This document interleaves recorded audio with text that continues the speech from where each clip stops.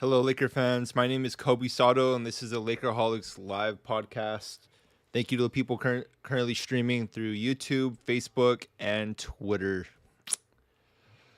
What a disappointing night for the Lakers, and um, really exciting game, to be honest, tonight against the Philadelphia 76ers down at Wells Fargo Center with a final score tonight of 122 to 133 in overtime, extending the Lakers' two-game losing streak on the road to three. They're currently 6-6 at home and 4-9 on the road, with the overall record of 10-15, which is currently 13th place in the Western Conference.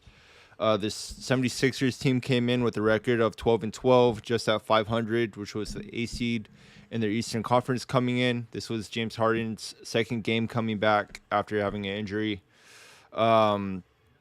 Man, what a tough night for the Lakers tonight. Being down as much as 18 points tonight, coming back with being down 10 going into the fourth quarter, ending up tying the game, going into overtime, and losing the game by 11 points. Real tough game. Anthony Davis only with 2 touches in overtime. One was him shooting a three. The other one was him doing a give and go. Not acceptable for the Lakers tonight. Let's just get straight into the stats. LeBron didn't have a great game tonight either. You can definitely see father time coming to him, just not being able to move laterally like he once did defensively. The Lakers gave up way too much threes, especially to Melton, who had a career night tonight. He had 33 points off 43 minutes, 4 rebounds, 2 assists. He shot 11 for 16 from the field, 8 from 12 from the three-point line. He alone killed the Lakers. He even made a couple of threes that didn't even count down the stretch that would have killed them even more. So there's 3 things that are certain in this world: death, taxes, and the Lakers letting some random guy on another team go off for a big game. So tough tonight for them. But going back to LeBron, father time really showed for him tonight. He had 23 points off 44 minutes. This is probably one of the worst games I've seen from him this season so far. 4 rebounds, 6 assists. He shot 9 for 22 from the field tonight, 1 for 8 from the three-point line. LeBron's been shooting so many threes this season, and especially this game. So we're starting to see a slowdown from him there. 4 for 8 from the free throw line. He was minus 10 from the in terms of the plus and minus category. Anthony Davis, big game from him. He was in foul trouble for most of the game. He had 3 fouls in the first quarter. He had 4 going in the fourth. This was also one of the worst officiating games I've ever seen in a while. And I feel like, what's his name, Joel Embiid, he committed a couple of fouls that the refs just kept silent. And I get the pressure in Philadelphia, the city of brotherly love, and how fierce those fans are there, and how hard it is to kind of blow the whistle for the refs. But this game was ridiculous in terms of officiating tonight. Just ridiculous. Yeah, AD tonight, 31 points with 36 minutes. He had 12 rebounds, 9 for 13 from the field, 0 for 1 from the three-point line. He missed a big 3 in overtime, which was his only 3-point attempt. He got to the free throw line 14 times tonight, made 13. He missed a pretty clutch free throw coming down the stretch with 3 seconds left. Anthony Davis just had to make one free throw to put the Lakers up by 3. At the end of regulation, which ended up forcing them into OT. Austin Reeves also got fouled on a three-pointer. He ended up making 2 out of 3, which also forced overtime. If Anthony Davis or Austin Reeves would have just made all of their free throws, or at least 4 or 5 from the 5 times they would have shot their free throws, the Lakers would have won this game. But down the stretch, it was a really hard-fought battle. They came back from an 18-point deficit, again, 10 points with a minute left, and the Lakers were able to come back. So too much energy was given in overtime to come back in this game, and the Lakers just didn't have anything down the stretch going into overtime. The Lakers went 1 for 10 in overtime with their first basket with 35 seconds left in the game by Patrick Beverley with a layup. And the 76ers went 3 for 4 from the field in overtime. You can see here. The Lakers scored 2 points. Philly scored 13 in overtime, and that was pretty much the game. So real tough game there. Russell Westbrook had his first triple-double of the season today with 12 points, 11 rebounds, 11 assists. He was 4 for 14 from the field, 1 for 5 from the three-point line. Not very efficient night from him tonight, but he did have a triple-double. He's the first he's the second player in Laker history to have a triple-double coming off the bench. Only other player to do that has been Magic Johnson. So nice to see that from him. Magic Johnson did it back in February 14th of 96 against Atlanta. So congrats to Russ for that. But real tough night for the Lakers. They shot 50% from the field tonight, so they had a decent shooting night overall. Philly shot 53%. The Lakers allowed Philly to shoot 45% from the three-point line tonight, shooting 18 for 40. Like what I talked about, letting the rookie Melton go off tonight with career highs at 33 points, 11 for 16 field goals, 8 for 12. That pretty much did it tonight. Embiid had 38 points with 46 minutes, 12 rebounds, 5 assists, 14 for 19 from the field, 3 for 4 from the three-point line, 7 for 8 from the free throw line. Embiid was plus 20 in terms of his plus and minus tonight, so he had a big game as well, especially within the first half. He was pretty much unstoppable when AD went out the game with foul trouble. Looking at where's the points in the paint. Let me pull that up for you guys. Okay, it doesn't show here, so I'll pull it up for you guys on my phone. Points in the paint. The Lakers, at the end of the game, they ended up having more points in the paint than the Sixers, 54-46. So not bad for the Lakers there, who's the number one team in the league in terms of points in the paint. And that's kind of surprising with the type of roster we have right now, where we don't really have any depth down low. Of course, we've been having AD play the 5 lately, and he's been real good. He's been in the MVP conversation as of late, but with the Lakers losing their last 3 games, they fell down to 12, or not 12 and 15. They're now currently 10 and 15. Not looking so great. The Lakers would have stayed healthy.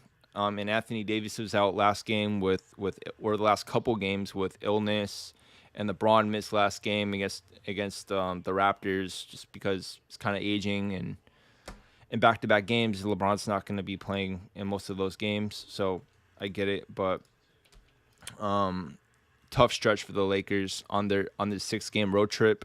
They got a big win against the Milwaukee Bucks, which that was huge for them. Like I talked about a few games ago when I was live, if the Lakers could pull a game against the Milwaukee Bucks or today against the Sixers, the Lakers would have been in really good shape. I expected the Lakers to beat Toronto, and they didn't end up beating them, which was tough, but I get it. They're really short-staffed that game. And then next game they play Detroit on Sunday, so hopefully the Lakers get a win there. Hopefully everyone's good to go and healthy for that game, because the Lakers really need that game before then playing Boston, who right now is the best team in the league, on Tuesday down at Crypto.com Arena. So we'll see what ends up happening. But yeah, Embiid with a big game. James Harden, this is his second game back from injury. He had a decent game tonight as well. He had, let's go back to the score sheet. He had 28 points off 47 minutes, 4 rebounds, 12 assists, shot 9 from 19 from the field. He hit 3 threes in the game. He was plus 10 from the field. Like I talked about, the officiating tonight was real bad. It really favored Philadelphia tonight, and it was a home game for Philly, but it was tough. It was really tough to watch. Just looking at the amount of times that Philly went to the free throw line tonight, 8 times for, I'm sorry, not 8 times. Yeah, 8 times for James Harden, 8 times for Joel Embiid, 4 times for Melton, 2 times for Harris. Let's look for the Lakers. LeBron went to the free throw line 8 times. AD went 14 times. Reeves went 4 times. And Westbrook went 4 times. And honestly, the Lakers probably could have shot 10 to 12 more free throws. The way that this game was going and the way the officiating was going tonight, nothing was going the Lakers' way. So kind of unfortunate for the Lakers there. Interesting stat of the night from StatMuse. Let me pull. I don't know where it went. 17 players have played for the Lakers this season. AD is number 1 at plus 53 in terms of their plus and minus. Number 16 is LeBron at minus 52. Number 17 is Russ at minus 58. So for the Lakers' big three, not the type of season that we like to see from LeBron so far. And just pulling up his stats as of late. Let me go ahead and pull that up for you guys. LeBron. Actually, before we do that, we now have Darvin Ham speaking with the press following the Lakers' loss to the Philadelphia 76ers. For time. I mean, we survived some unfortunate calls by the officials, and I'm not wanting to blame them. Some of those foul calls were unfortunate. And, us turning the ball over at some different segments of the game. But, we can get better from this. I told the team, I'm as disappointed as I am that we didn't get the win. I still can have a good meal and sleep like a baby tonight because of the way we competed. And we did not quit. We did not give up. There was a point in the game where we could have just folded our tent.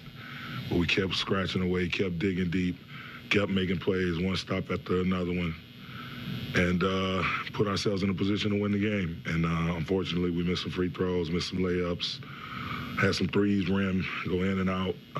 But again, our guys fought, they competed, they were together. And I'm not upset or distraught, just disappointed because, again, we fought our way back into it, had a chance right there to win it, couldn't quite seal the deal.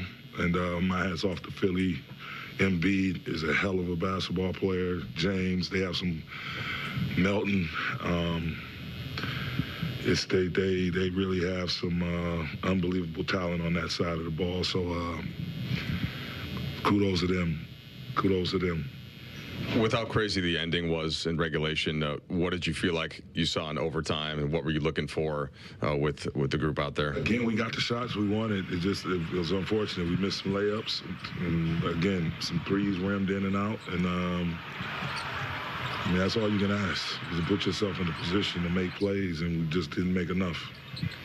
When AD gets 3 early fouls, it's going to throw everything out of whack. How much did you feel like you're kind of chasing? I don't know, chasing the right word, but you're manipulating rotations the rest of the game to try to get some semblance? This is a lot. Manipulating rotations, manipulating matchups, cross-matching guys, playing zone. Thought our zone worked well for us, kept us in the game. Putting Bron on Embiid, it forces you, you have to dig into your treasure chest and try to figure something out when that happens. And so, excuse me, he's a big anchor of our defense. And then him having to play tentative because of foul trouble is, it definitely compromises us. But at the end of the day, like I said, I never wanted, I hate losing, but you can take lessons from losses. And the lesson I learned tonight was, we have to do a better job of taking care of the ball, finishing plays, and also the other lesson I learned is that we're a competitive bunch. We competed our behinds off and didn't quit. Sort of the natural follow-up to Dave's question, AD had 21 points in the fourth quarter. I don't have the stats in front of me. I think there was 30 points off of turnovers. I'm sure that's related to his defense. What what'd you see from him after really struggling to find a rhythm, not being able to play that much, and in that fourth quarter making a He's difference? aggressive. I can't remember exactly what the deficit was going into the fourth, but basically told him to use the bonus, said stay aggressive, let's use the bonus to get back into this game. And he did that. He was right at the forefront of that, being aggressive, not settling, getting to the free throw line. Just him being more aggressive and more in a rhythm without having to be yanked in and out, in and out, in and out due to the foul trouble he had earlier in the game. You could just see him settle into a little bit of a rhythm and carried us. Had some key moments where he sustained us through his free throws and just him being aggressive in the paint.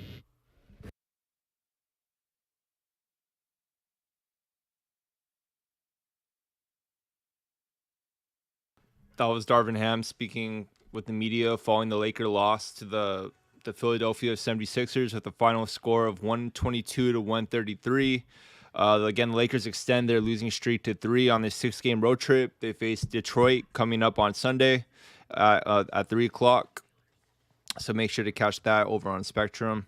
But yeah, tough game for the Lakers tonight. Going back to what I was talking about with LeBron, pulling up his stats. So this game, he had 23 points, shot 12.5% from behind the 3-point line. Over the last 10 games, he has been playing better, but he can't be the one to be taking the most shots in a game anymore. This is considered Anthony Davis's team. Anthony Davis needs to be the one taking the most shots. And flipping back just to the box score for tonight, you could see LeBron took 22 shots. Anthony Davis took 13 shots. And AD's more efficient. He had 31 points. So I'm sick and tired of seeing LeBron holding the ball behind the 3-point line for 6 to 8 seconds and jacking up a fadeaway or jacking up a stupid 3. He's a veteran player. He should know better. One of the greatest players of all time. Arguably, people can argue if he's number 1 or number 2 all time. Either way, his basketball IQ is phenomenal. So he should know not to be taking these stupid shots and to give Anthony Davis the ball. Anthony Davis is having a historical season. He just won Player of the Week last week. He's averaging crazy numbers. The Lakers were 8-2 in a stretch in the season so far, where Anthony Davis was averaging 35 and 16 a game. What else can you say to that? LeBron just needs to feed AD the ball, and I feel like that's why Russell Westbrook has been thriving in his role recently. Is because he knows to get AD the ball. How much assists is Russell Westbrook averaging this season? He's currently averaging. I'll get back to LeBron in a minute. I'm just ranting right now. Russell Westbrook is currently averaging 7.3 assists. I was reading another article where I believe 4 of his assists are all coming from Anthony Davis per game. So Russell Westbrook knows the equation needed to be able to at least win ball games and make better decisions down the stretch, and giving the ball and feeding the ball to Anthony Davis, or at least having the offense run through him where people end up doubling AD. Then you get the ball out to a shooter, whether if that's LeBron, get it out to Lonnie Walker, who's been more efficient lately from the 3-point line. And they need to get Patrick Beverley out of the game. I don't understand what Darvin Ham, what kind of love affair he has with Patrick Beverley, but he's playing terrible. And Austin Reeves has just been playing phenomenal this season. Just has been improving from game to game to game. Tonight he had 25 points. Just looking at his stats for tonight, going back to the stat sheet, off the bench, 25 points, off 41 minutes, 2 rebounds. He had 5 assists tonight, shot 9 from 15 from the field, 4 for 6 from the 3-point line. He's been really great from the 3-point line this season. He's been averaging, what's his 3-point percentage? He's averaging 34.7% from the 3-point line this season, which is great. 91.7% from the free throw line. So having a really great year. He had 2 steals. He had 5 fouls tonight. He was -4 from the plus and minus section, but he was playing with some other players and during overtime when they kind of collapsed. So that put all those players that were in overtime, their plus minus down. Like I said, Anthony Davis in the fourth quarter or at the end of regulation was plus 26 in terms of his plus and minus, and he ended the game with 16. So that's how much the OT ended up dropping each player's plus minus category that was in during that time of the game. So not great there. But again, looking at Austin Reeves, just the last 10 games, he's been averaging 12.1 points per game. He's been averaging 2.7 rebounds a game, 31.3% behind the 3-point line, 52% from the field. So very efficient for Austin Reeves. So definitely want to see him starting, especially when Austin Reeves starts. He's more confident. He usually ends up having more points. So that's something that I want to see more of from Darvin Ham, is switching the rotations, having him end up starting. And Troy Brown, I don't know what happened to his minutes. His minutes has kind of gone down a bit. I don't know what he did to lose all of his minutes and have Pat Bev still play more minutes than Troy Brown, who's only played 9 minutes compared to Pat Bev's 38. When the Lakers are short on wings, they don't really have size. Darvin Ham always goes with this 3-guard or 4-guard lineup with AD, where the Lakers have no size. And I get the Lakers are number 1 in pace and in transition, but in today's NBA, wings are important. You need size. You need players that can defend behind the 3-point line and shoot. And Patrick Beverley is not having that type of season. Just looking at Pat Bev's stats for the season so far. Where is he at? Patrick Beverley.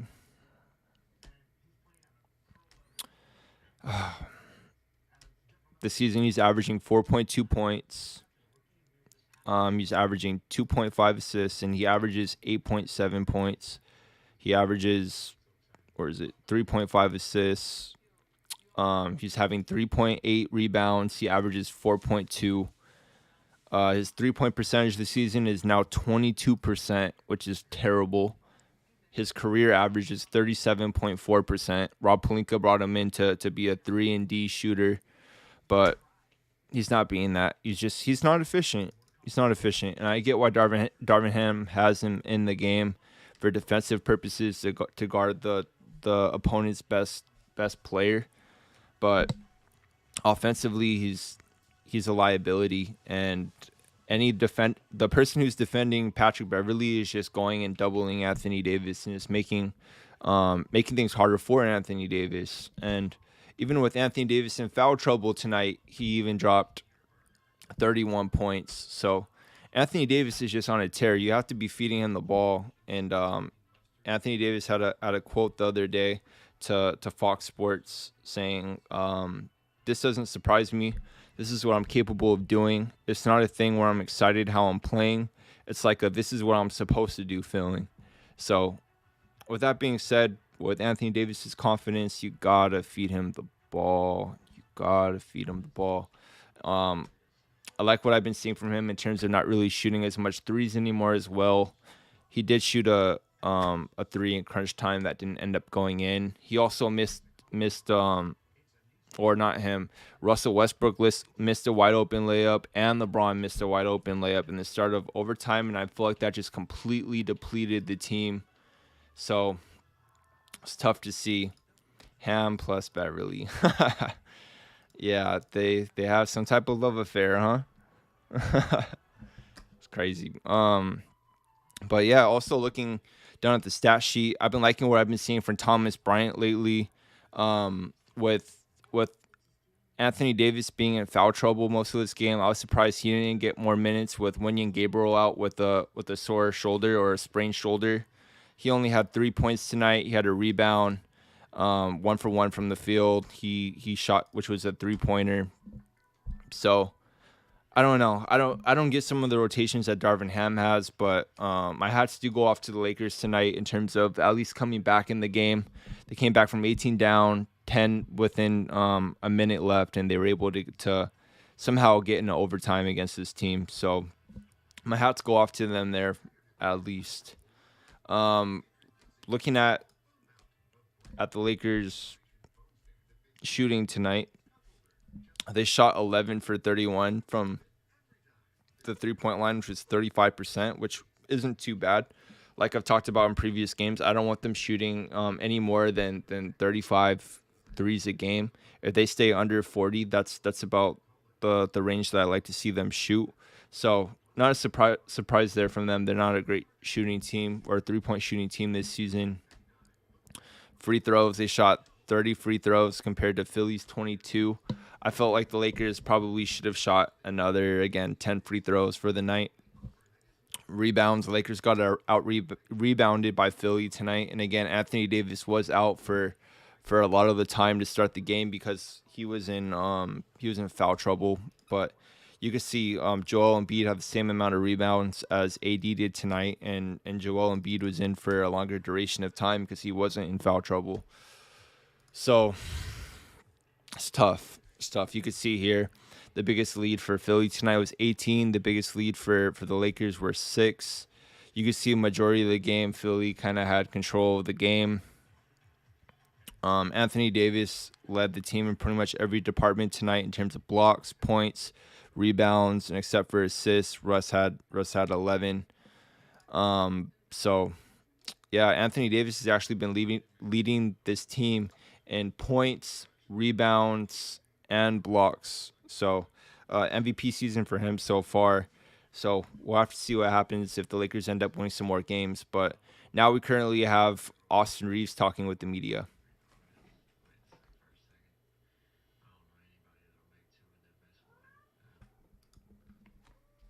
You always got to make that one, especially under those circumstances. But we had an opportunity right after that. AD went to the line, made first, missed second. I think everybody on the team, the coaching staff would, if we could script it, and have that opportunity with, being down. I think it was 13 with like a minute 57, minute 52 left. You would throw both of us at the line again in a heartbeat. But it sucks to miss. I'm sure my mom will be frustrated at me for missing a free throw. And then you get to the overtime, and a couple layups don't fall early. Did you feel like there was any carryover from the regulation, or what went wrong in OT? With one tip, right? Yeah. And then we had a really good play call right out of the gate, and got a really good look what we wanted. And unfortunately, Brian's layup literally was 9/10 of the way in and bobbled out somehow, which at the time is frustrating, but you don't really think about it that much. Russ come down, had a good look, elbow jumper, basically same thing. And then after that, I felt like it was just a little deflating, just not seeing those two going in with the look that we got. And then I believe they got a bucket on their first possession. Put them to the free throw line. I fouled on the offensive rebound crash. They went up 7 real quick. Then after that, it was just kind of scrambling. Austin, Darvin said that he'll be able to have a good meal tonight and sleep well, knowing that you all competed as a team and played together. What's that feeling like, the extended comeback and being in that high pressure situation and relying on one another? Like, obviously the result isn't what you want, but does it feel good to be going through something like that with a team? It's never nice to lose, obviously. Everybody knows that, but like Coach said, with the way we locked in, with 2 minutes, 3 minutes, 4 minutes left, whatever, the way we locked in and competed and executed and defended mostly is how we how we need to approach, basically, every second of the game. Obviously, you can't really, we were scrambling the last 3 minutes. I don't know if that's sustainable, because it's hard to play like that. But, the way we locked in, like I said, and got what we wanted is nice. And, it's just a testament to what we can do. It shows us that, we're never really out of a game, even if, I think they went up 18 with like 7 or 8, maybe 9 minutes in the fourth, kind of lingered around there. But, it shows that we're never out of a game, and then we can make a run and, make something happen. Honestly, we should have won this game.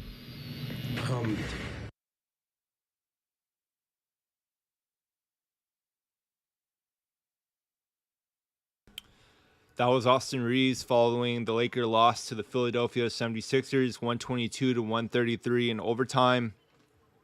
The Lakers' turnovers were also a big problem in tonight's game. The Lakers had 19 turnovers to Philly's 21. Philly turned over the ball a lot tonight too, which is why the Lakers were able to come back in this game. The Lakers were able to get 31 points off turnovers compared to Philly's 23. So that was really a spark for the Lakers to come back in regulation. Looking forward to next game against the Detroit Pistons. Let's go ahead and pull that up for you guys. As you guys know, they have Bogdanovic, who's currently averaging 20.3 points per game. Stewart's averaging 8.7 rebounds per game, and Hayes is averaging 5 assists per game. So that's the stat leaders for them. They're currently number 1 in free throw attempts, so the Lakers got to make sure to keep them off of the free throw line. They're currently ranked 14th in the Eastern Conference at 7-21, so the Lakers should definitely take advantage and win this game. Just looking at the comparison between the two games, the Lakers beat them out in pretty much every category in points per game, average score margin. They beat them in fast break points. Again, the Lakers are the number 1 team in the league in terms of pace. Lakers have 56.9 points in the paint per game. That's also number 1 in the league, which is pretty surprising, even though Anthony Davis has been playing really well. They don't really have that much depth in terms of bigs. Thomas Bryant has been playing okay. Wenyen Gabriel has been a good surprise in terms of energy, but you can't really expect consistency from him in terms of the offensive end and producing. The Lakers have the advantage in assists, rebounds, effective field goal percentage, which is the mix of 2-pointers and 3-pointers combined together with free throw percentage. The only thing that Detroit has an advantage on the Lakers is offensive rebound percentage, free throw attempts, like we just saw from StatMuse. They're currently first in free throw attempts. Turnovers, they turn over the ball 12.5%. Lakers are 12.6. The Lakers average, I believe, 14 turnovers a game. So the Lakers definitely need to lower their turnovers like they did tonight. Tonight was not a great example of how they should be playing. They played really sloppy tonight.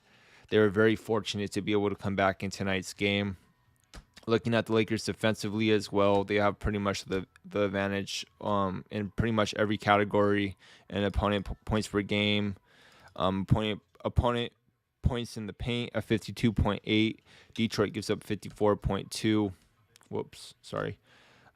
Offensive rebounds, that's where Detroit has the advantage over the Lakers. The Lakers aren't that great of an offensive rebound team. They like to focus more on defensive rebounds and getting back offensively because they're not great. They're an older team, so in transition, they like to focus on getting back defensively. But now we currently have Russell Westbrook speaking with the media following the Laker loss to the Philadelphia 76ers in overtime.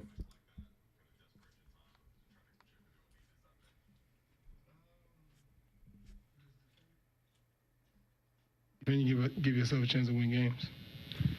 Was there anything in the overtime, like from an emotional swing standpoint, of being that close with Austin's and then AD's free throws coming out, or if not, what did you think the difference in overtime was?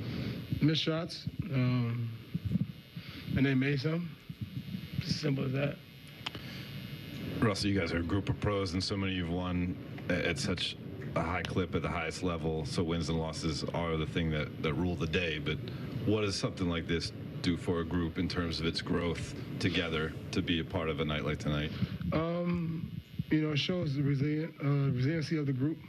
Shows that when we collectively put our mind to do the right thing and play the right way, we give ourselves a chance to win games. And, you've seen a little bit of that tonight. Russell, Darvin spoke about how proud it was of you guys and how you can sleep well tonight and eat well tonight after you guys competed the way you did. As a player, do you feel the same way that we competed hard, we lost, we want to win, but that shows something about this team? Definitely me. I mean, speaking for myself, I think just the moment you lay it out on the line, you can live with the results, and I know that I can, and I know the rest of the guys can. You lay it on the line, and then whatever happens after that happens. You move on. You be grateful and thankful to go out and compete and get ready for the next one. Thanks, Russell.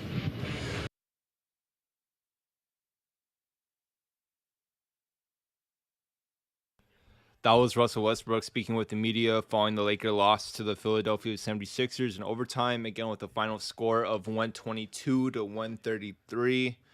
Down the stretch, the Lakers just fell apart in overtime, scoring 2 points to Philadelphia's 11. So tough night for the Lakers, coming back from a 18-point deficit to go into overtime and lose the game by 11. Looking at the Lakers' schedule coming up, they currently have the let me pull it up for you guys. They have the Pistons coming up on Sunday at 3 o'clock. Then they have the Celtics coming up down at Crypto.com Arena at 7 o'clock. That's going to be a tough game. The Celtics are currently the best team in the league right now. Then they end up playing the Nuggets at home, so they have a couple of games at home. They end up playing the Nuggets, which is also going to be another tough game. Just looking at the Nuggets lately, they've been playing pretty well. They beat the Blazers yesterday. They lost to the Mavs by 1 point, which Luka's been going crazy this season. They lost to the Pelicans, who's currently number 1 in the Western Conference, surprisingly, right now. They lost to the Hawks 117 to 109. They beat the Rockets 120 to 110. Beat the Rockets a couple of times. They beat the Clippers the other night. The Thunder. So going to be an interesting little home stretch for the Lakers to see what they end up doing. Then they end up playing the Wizards again, which we just saw them down in Washington, where the Lakers beat them 130 to 119. So hopefully the Lakers end up winning that game with Kuzma returning to Staples Center. Or not Staples Center, sorry, Crypto.com Arena. Then they end up going on the road again, facing the Suns, Kings, and then they're back home against the Hornets. So some tough games coming up for the Lakers. So definitely against the Pistons, that's going to be a must-win game for them to try to get back to being at 500. Like I said, I expect the Lakers to probably be back towards that 500 mark around Christmas time, which on Christmas they play the Mavs. So for this next stretch of games, I would say the Lakers have to win against the Pistons.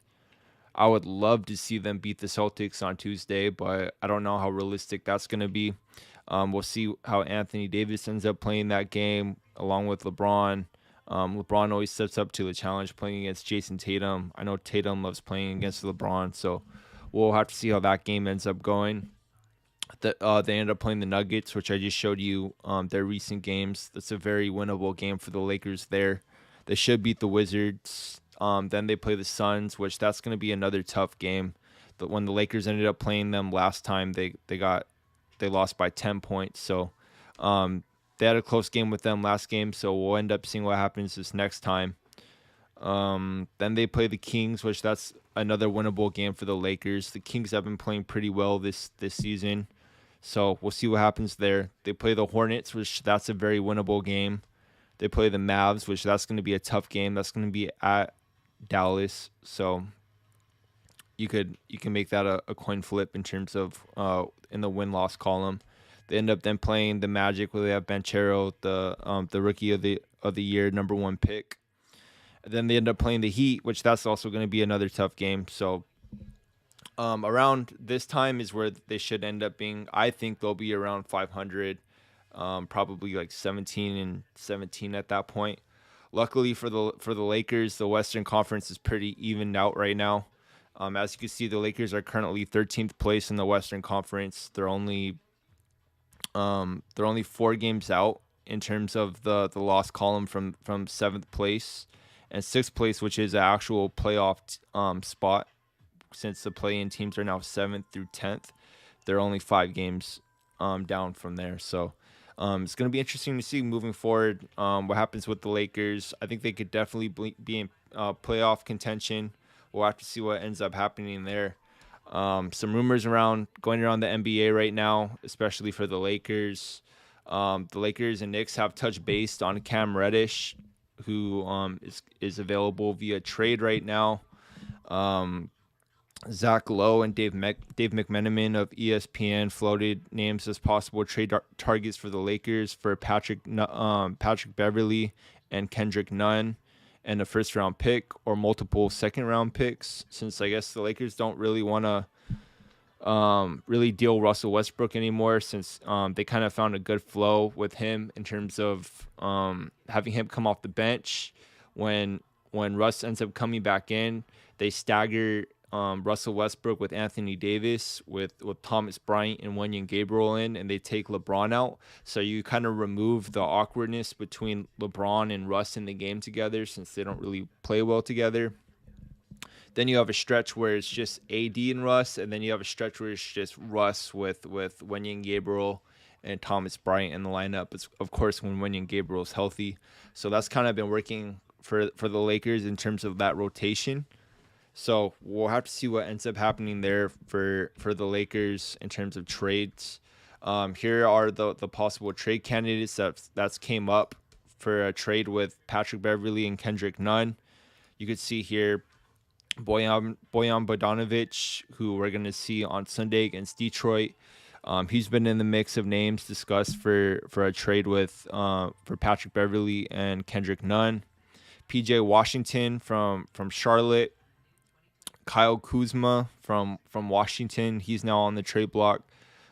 He's been kind of flirting with the Lakers recently, just reiterating that the Lakers will be great right now when Anthony Davis is healthy, and the Lakers would have won the championship back in 2021 when he was on the roster if they were healthy. Cam Reddish, who I talked about just 5 minutes ago on the Knicks. And then you could see Kendrick Nunn and Patrick Beverley, their stats. Ultimately, if you're going to end up trading Patrick Beverley and Kendrick Nunn, I would like to see the Lakers get back some sort of size in terms of wings, rebounding, and some shooting. So I went ahead and categorized this by the highest three-point percentage.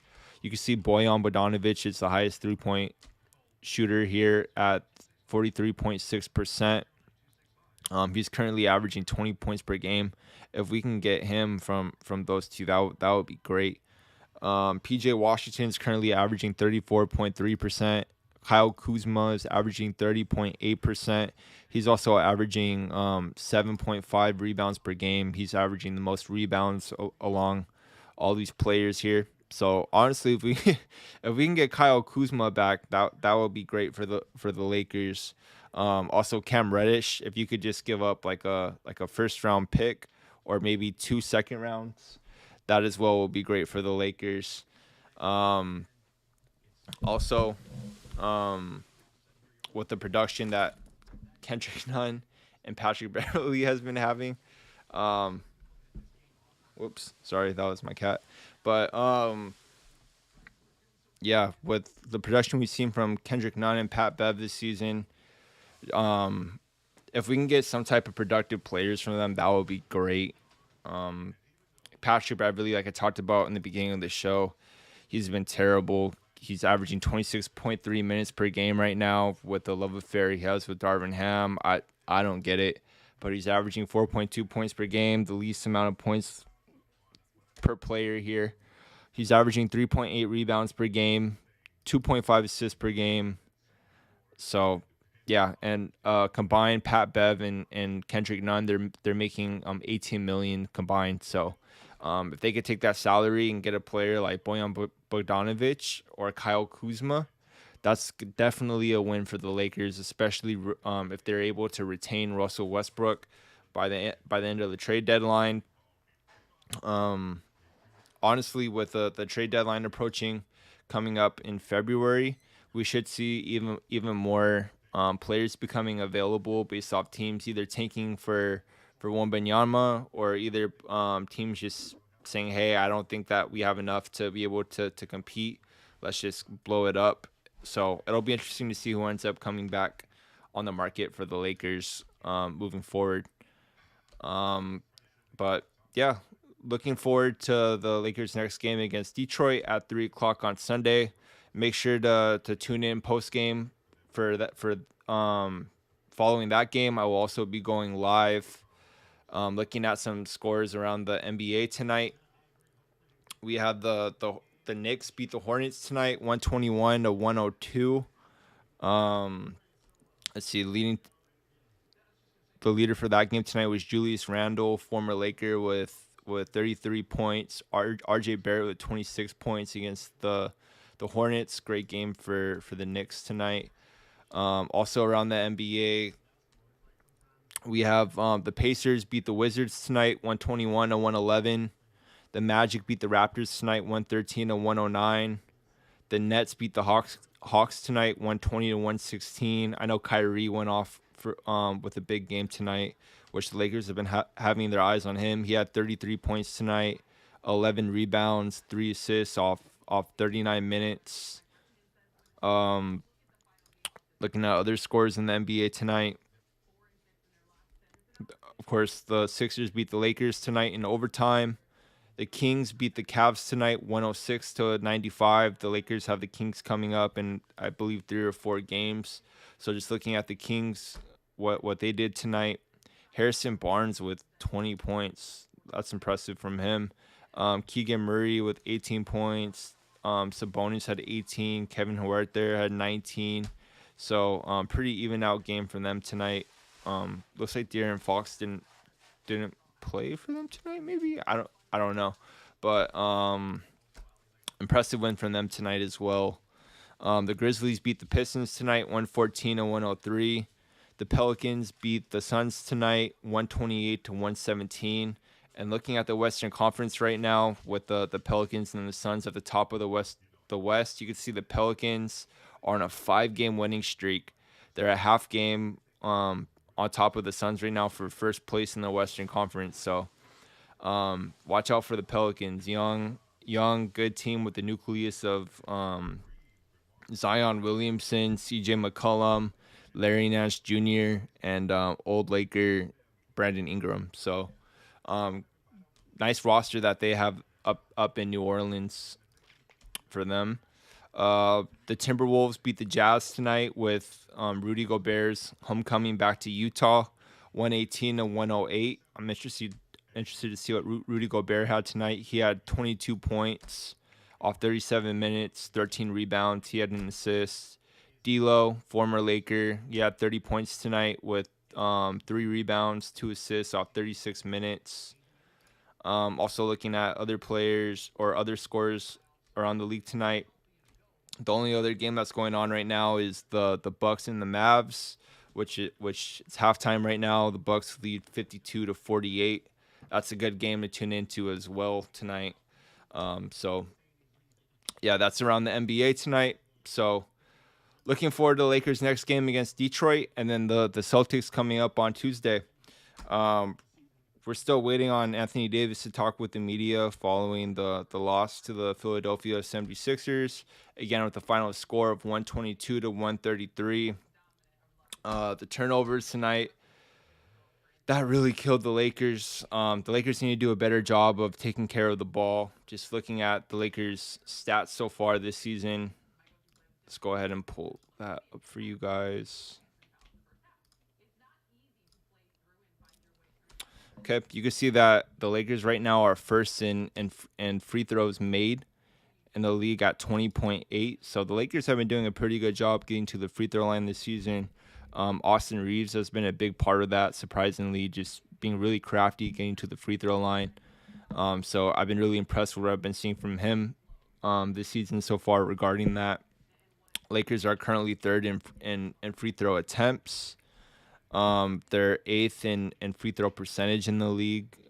Last season they were on the bottom of the NBA, so it's good to see them kind of towards the top of the NBA again in terms of free throws. They're second in terms of defensive rebounding. They're not great offensive rebounding team this season at 19th.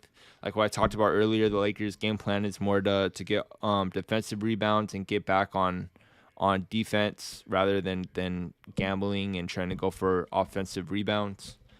They're currently fifth in terms of rebounding. Their overall rating right now is 22nd in the NBA, which there's 30 teams, so they're not great offensively still. Defensively, the Lakers have dropped to 15th in terms of their defensive rating, so not great there. But now we currently have LeBron and Anthony Davis speaking with the media following the Lakers loss to the Philadelphia 76ers. It hurts for sure. Especially, like you said, when you make the first one. I watched the tape trying to see like what I did wrong. Obviously I left it short, but the routine was the exact same, follow through, everything. So, the guys thinking, I'm thinking, oh, they foul AD is, they trick this one off and, go up, make the first. Even with AR, too. But for me, that one's tough. To put a lot of pressure on myself to make free throws, and then especially in that type of situation. And I don't know, I'm still kind of shocked that I missed it. And then LeBron, starting overtime, layup seems like it's 90% down. Like you've been through a lot of moments and all different things. But mentally, how do you go forward in an overtime like that with everything going on? Yeah, I think that was just that started our overtime. We gave so much at the end of regulation that, when that ball didn't go in to start the overtime, I had a layup and then we had a break and I was able to hit Russ on one. He missed a layup. Me and AD literally right there to get the offensive rebound. We didn't get it. That was just, I guess you gave so much energy to get back into the game at the end of the regulation. Then, we didn't have much in the overtime period. AD, it seemed like the first three quarters were really frustrating. Obviously, the foul trouble, and then from there, just tough to find a rhythm. Then you score 21 points in the fourth quarter. Where did it kind of click for you? And were you thinking about your individual game in the moment, or were you just sort of trying to find a way to survive? It's always tough to get a rhythm and everything when you're in foul trouble. I was in foul trouble all night. But it's just continuing to fight. My teammates did a good job of, thank you, putting me in situations to score the basketball. Obviously getting to the line helps, but we just kept fighting as a team. We just kept battling and kept getting the stops and kept scoring. It doesn't, the numbers don't matter. To me, I feel like we were still, even with me in foul trouble, the guys were still playing well in the game. They'll get a lead. The guys will cut it down. They'll get a lead. We cut it down. So, I just try to, go out in the fourth quarter and just, stay aggressive even with the, the foul trouble. It's tough early in the game. You don't want to pick up, 3 or 4, which I did, 3 in the first quarter. And sort of kind of take away your aggressiveness in the sense of where they might call an offensive foul, can't rebound, offensive rebound. It's tough to defensive rebound. Even though some of the calls I feel like was, questionable, but, just try to go out and still compete. This could be for either one of you, but just what went wrong with D'Anthony Melton? Just seemed like you guys kind of kept losing him. The career high in points, threes, steals. Just what went wrong there? No, we didn't lose him. He makes shots. Very good player, good signing for them in the offseason. We had a game plan, and we know who the head of the snake is. But we didn't lose him. We was out contesting on a lot of his shots. And he played extremely well. He was definitely X factor tonight. LeBron, Darby talked about well tonight, sleep well tonight. You played this game for a long time. Even though you lost this game, you guys competed at a high level. What can you take from this? I mean, it's hard to sleep after a game anyways because your adrenaline is still running, but you know, we came here and played Laker basketball for sure. You know, we competed, shared the ball, we defended at a high level. Like, you know, they're pros as well, and that's a very good team. So, you know, we'll leave our frustration in the locker room and leave it in this arena when we leave here, and we understand we can have a really good trip if we close out the right way in Detroit on Sunday. So we look forward to that matchup. LeBron Grant Wall, who covered you as a teenager and wrote the first cover story for you in Sports Illustrated, died while covering the World Cup today. I was just hoping to get any memories you had of working with him and thoughts on his passing. First of all, my condolences goes out to his family. I saw his, you know, absolutely. I've seen his brother say something as well. You know, until we get, you know, further, you know, details on what transpired, but very fond of Grant, and you know, having that that cover shoot, you know, me being a teenager and him covering that, it was a pretty cool thing, and he was always pretty cool to be around. He spent a lot of time in my hometown of Akron, covering me over the course of time before that shoot came out, and or before that cover story came out, and I've always kind of watched from a distance, you know, even when I, you know, moved up in the ranks and became a professional, and, you know, he kind of went to a different sport and things of that nature over the years. Anytime his name would come up, I'll always think back to me as a teenager and having Grant, you know, in our building down at St. V. So it's a tragic loss. It's a unfortunate, you know, to lose someone as great as he was, you know, and I wish his family, like I said, the best, and you know, may he rest in paradise.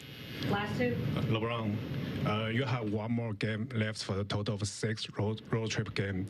How you physically and mentally feel like so far? Well, listen, this is always a tough road trip for any team. Either if you're East Conference team, you're going west for 12 days, or you're, you know, West Conference team coming east for 12 days and or 11 days, whatever the case may be. You know, at this point, we've lost track of what date it is, what day it is, how many days it's been, but we know we got one more game, and we want to finish up strong. We understand we're playing a young team, you know, in Detroit, who's capable of beating us if we don't come and play our game, you know, who's going to be to Sunday. So I know the Lions play at 1, so it's a lot of sports going on in the city of Detroit. So we better be ready, you know, to finish off the trip the right way, especially, you know, with playing them and then going back home and playing Boston the following game. So we better have our thinking caps on and our minds and our bodies ready to go. Last question, gentlemen, on the hand. My question was about Grant. Okay, thank you very much. Thanks. All right, that.